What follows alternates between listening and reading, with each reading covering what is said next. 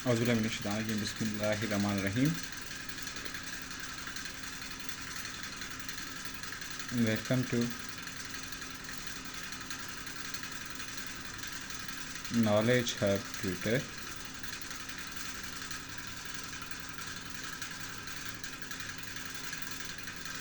YouTube channel. जैसे कि हमने पाकिस्तान अफेयर की सीरीज़ शुरू की थी,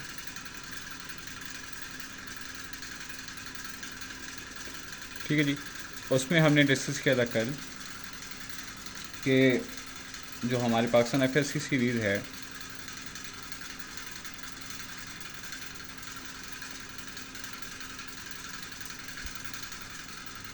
उसमें हम डिस्कस कर रहे हैं constitutional and political development of Pakistan.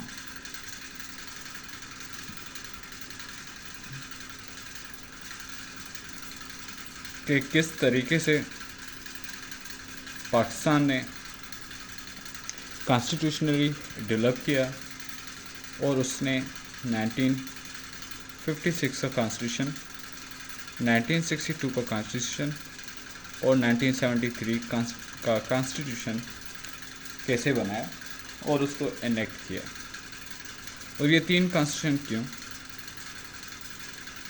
इनमें से 1956 का कॉन्स्टिट्यूशन क्यों नहीं चला, 1962 का कॉन्स्टिट्यूशन क्यों नहीं चला और अभी तक 1973 का कॉन्स्टिट्यूशन क्यों इनेक्ट है। और बाद में यानी कि 1962 को डिस्कस करने के बाद 1956 को डिस्कस करने के बाद 1962 को डिस्कस करने के बाद और 1973 को डिस्कस करने के बाद, यानी कि इनके सैलिएंट फीचर्स डिस्कस करने के बाद हम इनका कंपेयर करेंगे। ये बहुत इम्पोर्टेंट है जब आप किसी इंटरव्यू में जा रहे हैं या सीएसएस में आप पॉलिटिकल साइंस का पेपर दे रहे हैं, तो वहाँ पे कभी कंपेयर आ जाता है। वहाँ पे सिर्फ कंपेयर इसका नहीं आता कि भाई आप पाकिस्तान के कॉन्स्टिट्यूशन को कंपेयर करें और विद रिस्पेक्ट टू यूएसए या विद रिस्पेक्ट टू यूके, उसके हवाले से आप उसको कंपेयर करें। क्योंकि जो कॉन्स्टिट्यूशन होता है वो हमेशा सेट ऑफ रूल्स होता है, वो आपको पावर प्रोवाइड करता है, आपकी फंक्शनलिटी डिसाइड करता है, आपको आइडेंटिटी प्रोवाइड करता है, लाइक कौन सा सिटीज़न हो सकता है, कौन सा सिटीज़न नहीं हो सकता है इस मुल्क का। उसके अलावा आपके रूल्स एंड रेगुलेशन, सारी चीज़ें जो डिसाइड होती हैं वो आपके कॉन्स्टिट्यूशन में डिसाइड होती हैं। और आपका जो कॉन्स्टिट्यूशन होता है वो आपका जो कंट्री है उसका हाईएस्ट लॉ होता है, ठीक है जी। यानी इससे बढ़कर कोई कानून नहीं होता। तो आज का जो हमारा टॉपिक है उसमें हम डिस्कस करेंगे in today's topic we will discussing 1956 का कॉन्स्टिट्यूशन और उसके बाद इवेंट्स, ठीक है जी, दैट फॉलोड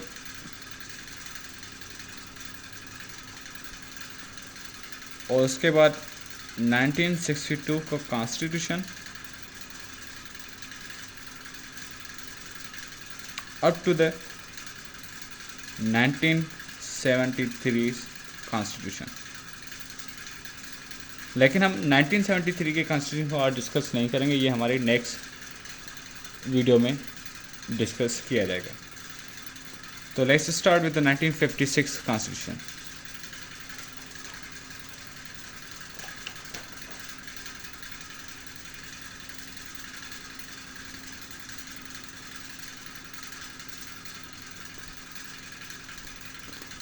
Constitution of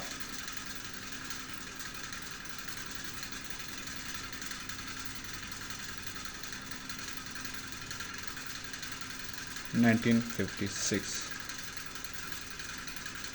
जो दोस्त इस चैनल पर न्यू है, हमने कल एक वीडियो बनाई थी जिसमें हमने जो इवेंट्स 1947 से लेकर 1956 तक हुई कॉन्स्टिट्यूशन बिल्डिंग में, जो हर्डल्स हुई या जो स्टेप्स दिए गए, हमने वो सारी चीज़ें अपनी फ़र्स्ट वीडियो में अपलोड कर दिए। अगर आप जानना चाहते हैं तो आप पहले फ़र्स्ट वीडियो पे जाएं, और ताकि आपका जो मतलब कि वो है आपकी नॉलेज बिल्ड हो। ठीक है जी, इससे क्या होगा कि आपका राइटअप मजबूत होगा। और काइंडली जब आप ये वीडियो देख रहे हैं तो आप नोट्स मेकिंग लाजिम करें, वरना आप बाद में नोट्स कहते हैं सर हमें नोट्स दें, तो इससे बेहतर है कि आप पहले ही नोट्स बिल्डिंग शुरू कर दें। ठीक है जी। तो 1956 का कॉन्स्टिट्यूशन, सबसे पहले इसकी कुछ हम साइलेंट फीचर्स को डिस्कस करेंगे।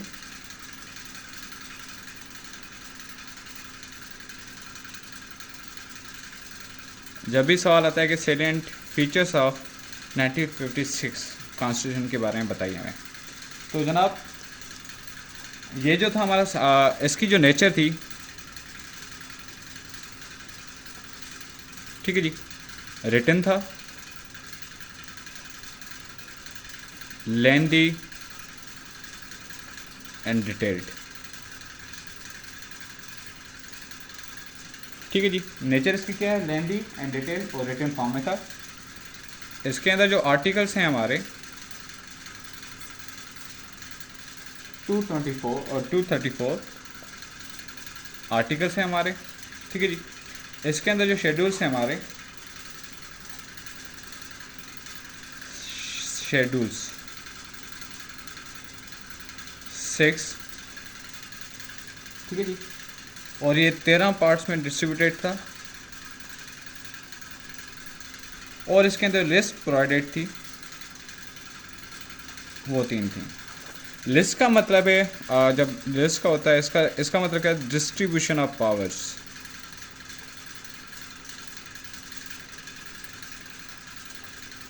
यानी कि आपकी एक फेडरल लिस्ट थी कि आपके फेडरल के पास कौन कौन से पावर्स होंगे, यानी कि कौन कौन सी मिनिस्ट्री उसके अंडर में आएगी। प्रोविंशियल लिस्ट, यानी कि आपके प्रोविंसेस के अंडर में कौन कौन सी मिनिस्ट्रीज आएंगी, कौन कौन से पावर्स होंगे। And concurrent list. ठीक है जी, बात आ रही है समझ में? चलो जी, उसके बाद है हमारा इसका जो फॉर्म था, ये बहुत इम्पोर्टेंट है। ठीक है जी, इसका जो फॉर्म था वो था हमारे पास फेडरल सिस्टम,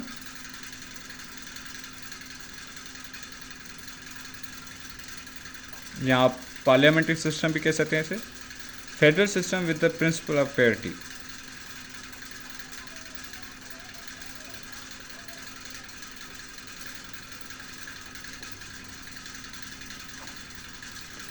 ये चीज़ याद करिएगा। ठीक है जी, federal system with the principle of parity. उसके बाद हमारे पास जो लेजिस्लेचर था, यानी कि आपका लेजिस्लेचर, यानी कि जैसे आपकी नेशनल असेंबली हो सकती है उसमें, ठीक है जी, यहाँ सेनेट हो सकती है, या क्या हो सकता है। तो हमारा जो लेजिस्लेचर था वो यूनिकैमरल था इसमें,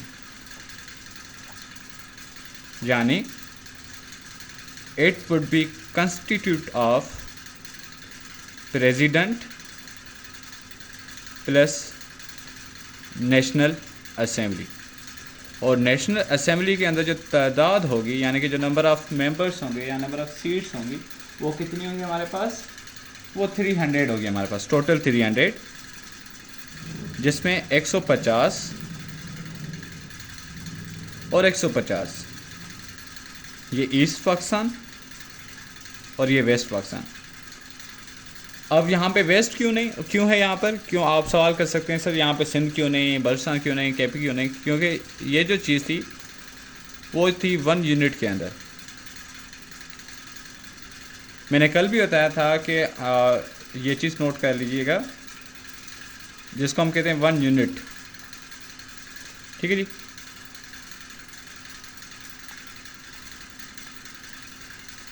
सो 1 यूनिट ये आया था हमारे पास वेस्ट पाकिस्तान एक्ट। कब आया था हमारे पास? 13 सितंबर 1955 में। इसके तहत जो वेस्ट पाकिस्तान था उसके जितने भी प्रोविंसेस थे उनको एक यूनिट में कंसिडर किया गया था। और जब ये कॉन्स्टिट्यूशन बना तो उसके अंदर जो नेशनल असेंबली थी उसकी डिवीज़न हुई नंबर ऑफ़ सीट्स की, तो उसमें 150 ईस्ट पाकिस्तान को मिली और 150 वेस्ट पाकिस्तान को मिली। ठीक है जी। और 1 यूनिट के बेसिस 1 यूनिट के हवाले से हम एक अलग लेक्चर बनाएंगे और उसमें बताएंगे कि 1 यूनिट कैसे बना और उसकी जो डिवीज़न थी। ये जो बेसिकली फार्मूला था ये था जियो पॉलिटिकल फार्मूला, ये था जियो पॉलिटिकल प्रोग्राम था। ठीक है जी। एक जियो पॉलिटिकल प्रोग्राम था या इनिशिएटिव था पाकिस्तान का, जिसमें असल में जो डिवीज़न होती है वो हो रही थी on the basis of the population. उम्मीद आपको चीज़ें समझ में आ रही होंगी। ठीक है जी। तो पहली चीज़ हमने डिस्कस की नेचर ऑफ द कॉन्स्टिट्यूशन कौन सी थी। नेचर ऑफ द कॉन्स्टिट्यूशन थी रिटन, लेंथी एंड डिटेल्ड।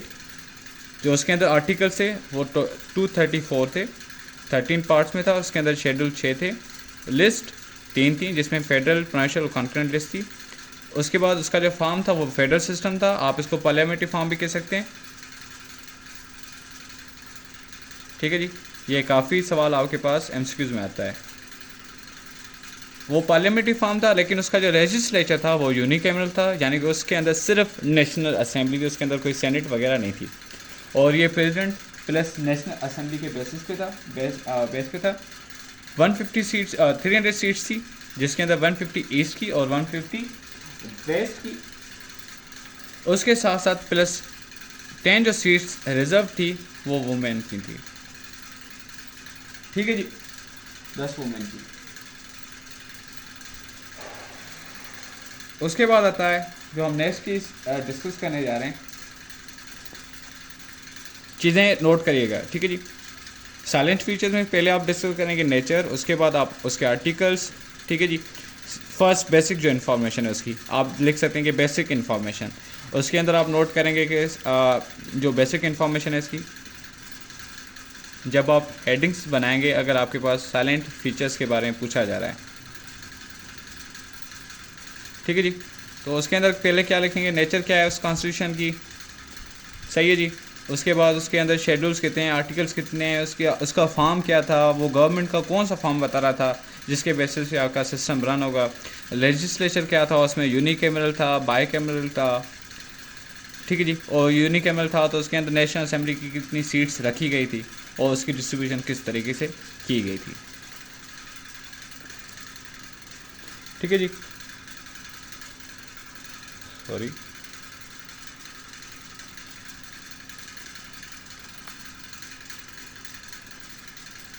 उसके बाद भी बहुत सारी चीज़ें जो इसमें हम डिस्कस करने जा रहे हैं।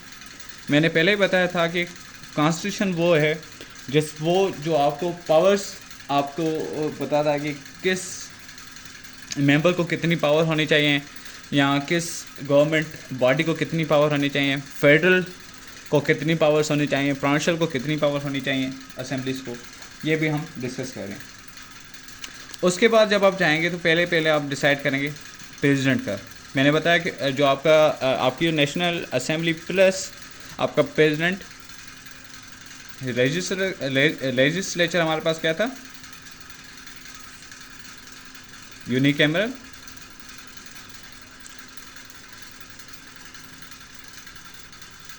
वो कंस्टिट्यूट कर रहा था president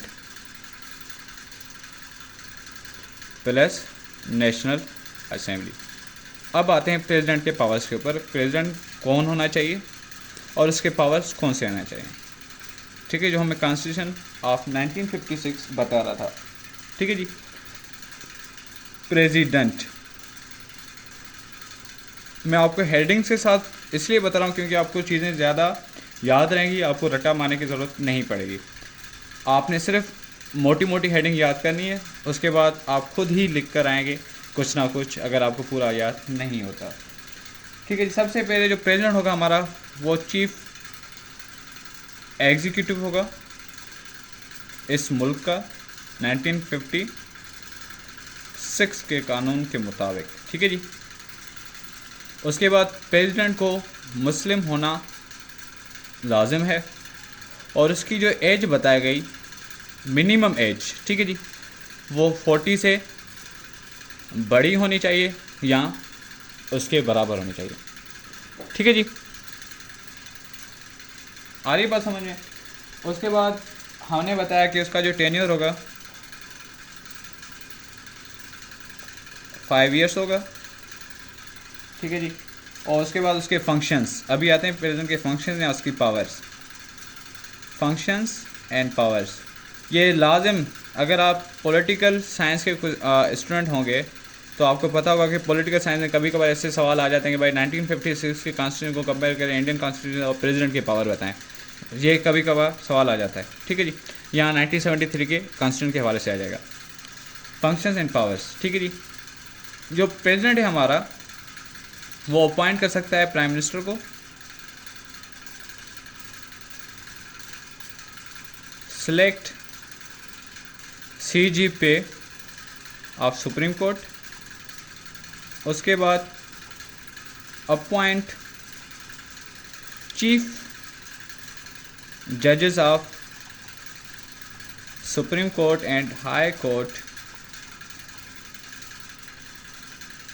in consultation with CGP। उसके बाद क्या है हमारे पास, he can summon and prorogue national assembly session,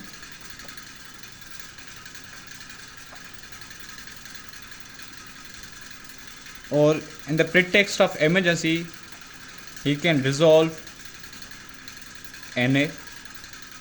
ठीक है जी।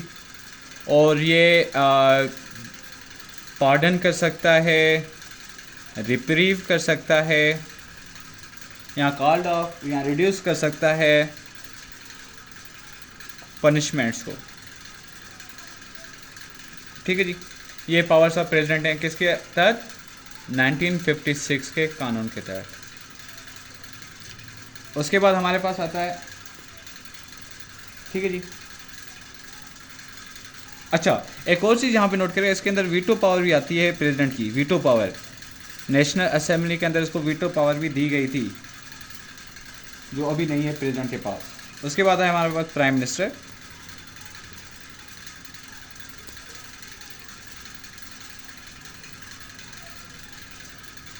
ठीक है जी। प्राइम मिनिस्टर ये हेड ऑफ मेजॉरिटी पार्टी होगा, head of majority in the national assembly, यानी कि जिस भी पार्टी की मेजॉरिटी होगी उसका हेड होगा ये। ठीक है जी। इसका जो इसको लीडर ऑफ द हाउस कहा जाएगा जैसे अभी कहते हैं, और हेड ऑफ कैबिनेट भी होगा ये, और ये कुड बी रिमूव्ड बाय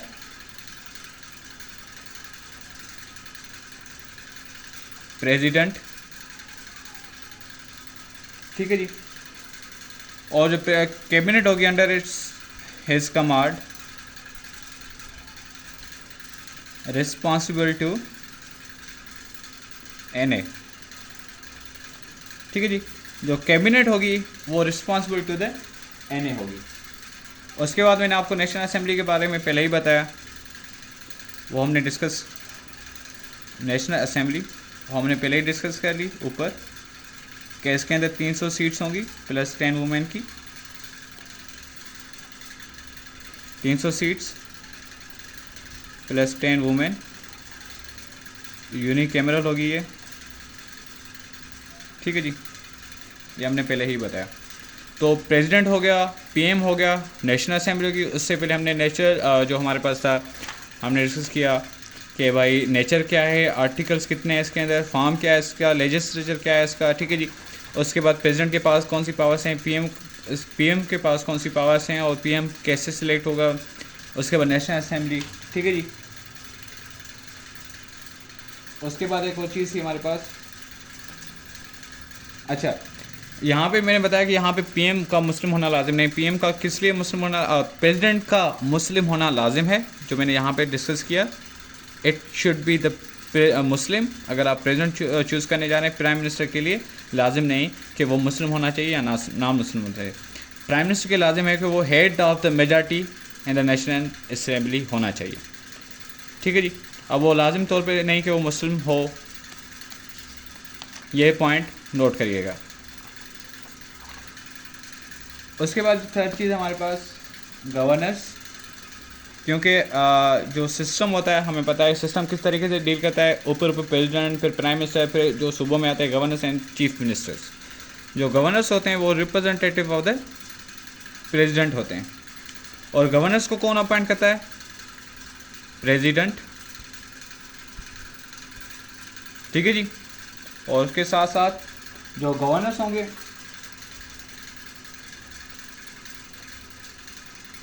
इनको पावर दी जाएगी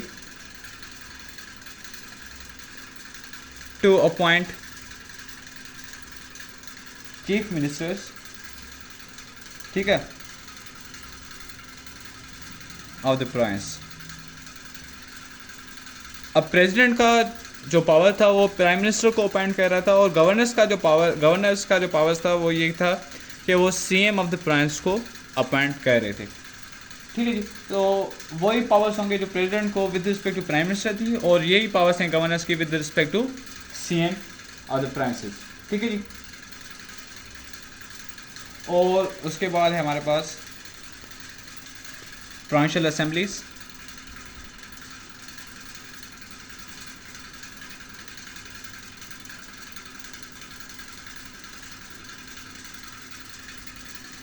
प्रोविंशियल असेंबलीज होंगी, उनकी जो तहत उनके अंदर जो नंबर ऑफ मेंबर्स होंगे वो 80 होंगे, ठीक है जी।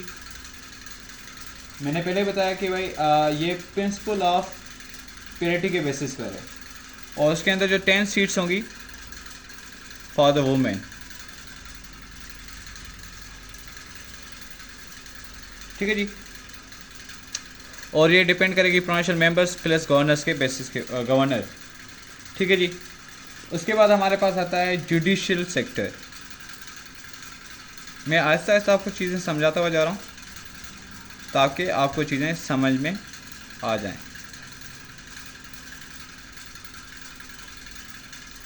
जुडिशियल सेक्टर, अब जुडिशियल सेक्टर में आपकी जो हाईएस्ट आपकी जो एपेक्स कोर्ट होगी, यानी कि सुप्रीम कोर्ट ऑफ पाकिस्तान, वो आपकी हाईएस्ट कोर्ट है। उसके बाद आपकी हाई कोर्ट्स आ गए, फिर सेशंस कोर्ट्स आ गए, ठीक है जी। तो इस तरीके से आपका कोर्ट का स्ट्रक्चर होगा, यानी कि पहले सुप्रीम कोर्ट, उसके बाद लोअर, उसके बाद हाई कोर्ट्स, उसके बाद सेशन कोर्ट्स या सिविल कोर्ट्स, ठीक है जी। आपको क्रिमिनोलॉजी में ज़्यादा समझ में आएगा। और मैंने पहले बताया कि जो सुप्रीम कोर्ट का सीजीपी होगा, यानी कि chief justice of Pakistan, to be appointed by president.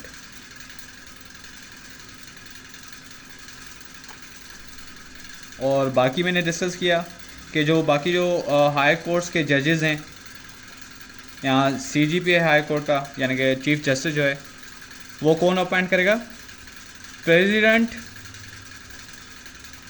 In consultation with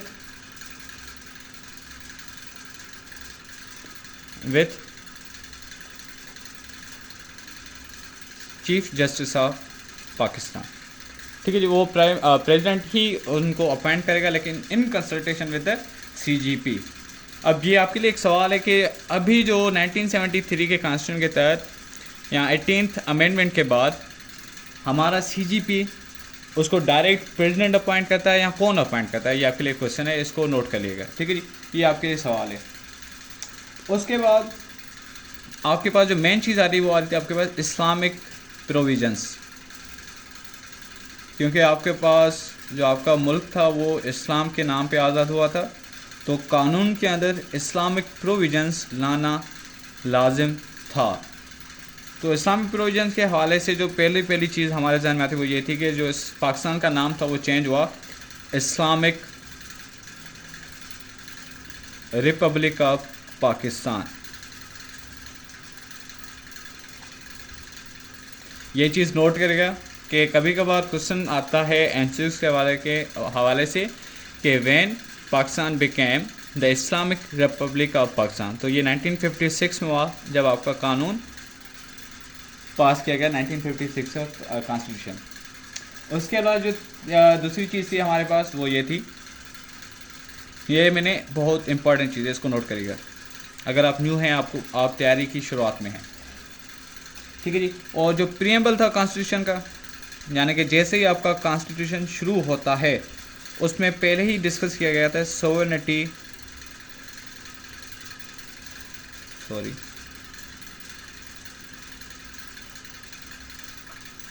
belongs to Allah.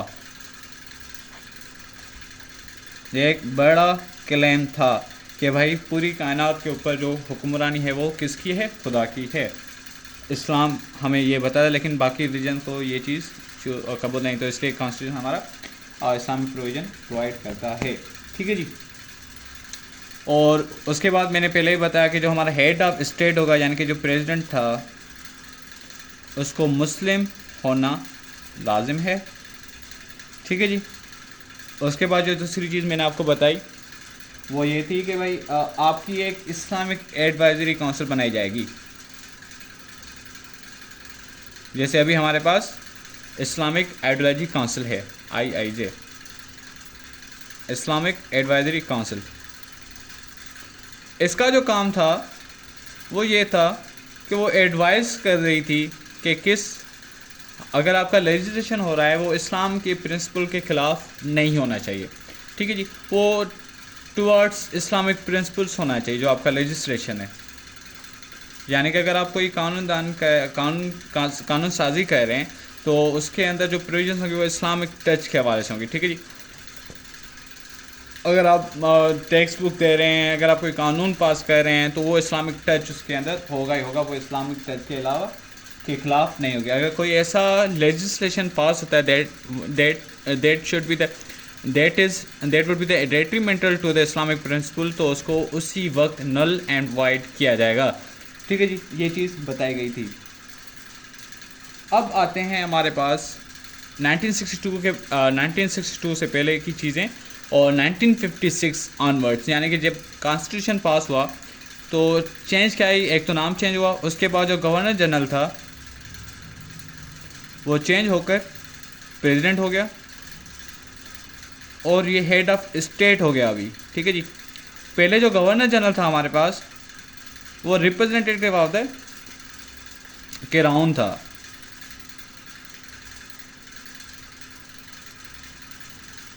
अभी जो हमारे पास ये था ये एक पूरी रिपब्लिक का हेड था और पाकिस्तान एक रिपब्लिक अनाउंस हो चुका था और वो अभी क्राउन के अंडर में काम नहीं कर रहा था, ठीक है जी।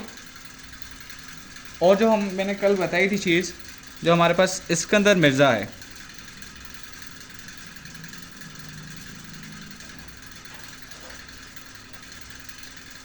वो last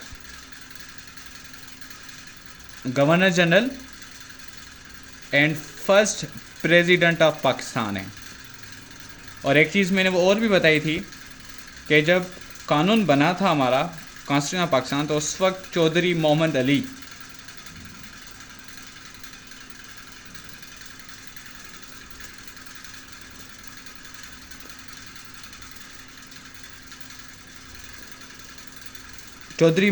prime minister of Pakistan थे at the time of 1956 constitution.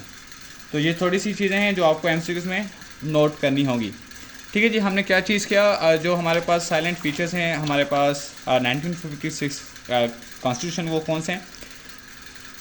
सबसे पहले आपका रिटन था वो कॉन्स्टिट्यूशन, ठीक है जी। 234 उसके अंदर आर्टिकल्स से शेड्यूल 6 थे, 13 पार्ट्स में डिस्ट्रीब्यूटेड था। उसका जो फॉर्म था वो फेडरल सिस्टम था या पार्लियामेंट्री फॉर्म था, ठीक है जी। उसके बाद जो लेजिस्लेचर था वो यूनिकैमरल था, यानी कि प्रेसिडेंट प्लस नेशनल असेंबली के बेसिस पे था वो।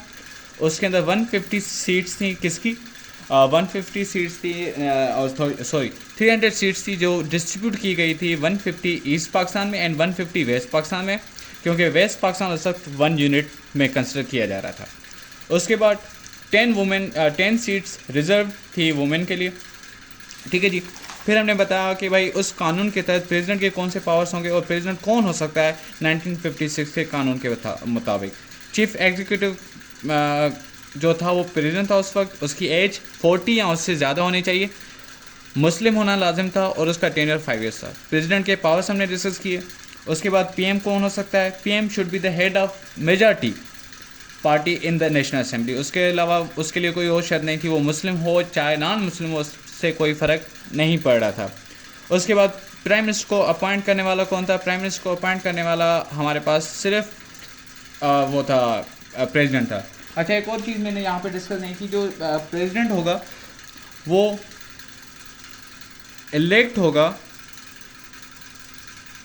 बाय द जॉइंट सेशन, या आप ऐसे कहें बाय द मेंबर्स ऑफ, ठीक है जी, NA एंड PA, ठीक है जी। National assembly and provincial assembly के मेंबर्स उसको जॉइंटली सिलेक्ट कर रहे थे प्रेसिडेंट को। ये चीज़ नोट करेगा क्योंकि अभी ये चीज़ नहीं होती, अभी सेनेट एंड अभी आप खुद ही देखेंगे 1973 कानून के हिसाब से कि प्रेसिडेंट कैसे सिलेक्ट किया जाता है। उसके बाद हमने पढ़ा कि गवर्नर्स के पावर्स कौन से हो सकते हैं। फिर प्रोविंशियल असेंबलीज के बारे में हमने पढ़ा कि उसकी सीट्स कितनी थी, वुमेन की सीट्स कितनी रिजर्व थी। उसके बाद जुडिशल सेक्टर के बारे में हमने पढ़ा, इस्लामिक प्रोविजंस के बारे में पढ़ा एंड गवर्नर जनरल से प्रेसिडेंट कैसे चेंज हुआ, फर्स्ट प्रेसिडेंट कौन था पाकिस्तान का, लास्ट गवर्नर कौन था, ठीक है जी, ये हमने पढ़ा अभी। तो मैं समझता हूँ कि अभी लेक्चर बहुत लंबा हो गया है। अभी हमारा सेकंड लेक्चर आ रहा है कि भाई इवेंट्स बिटवीन 1956 टू 1962, पार्ट 2 है हमारा, सॉरी पार्ट 3, क्योंकि पार्ट 2 अभी हमें अपलोड करना है, तो मैं इसको अभी आपके साथ डिस्कस कर रहा हूँ। बनी रहेगा हमारे यूट्यूब चैनल के साथ, अभी ही in short time we will be uploading this, ठीक है जी। सो इंशाल्लाह see you in the next video, ठीक है जी। अल्लाह हाफिज़।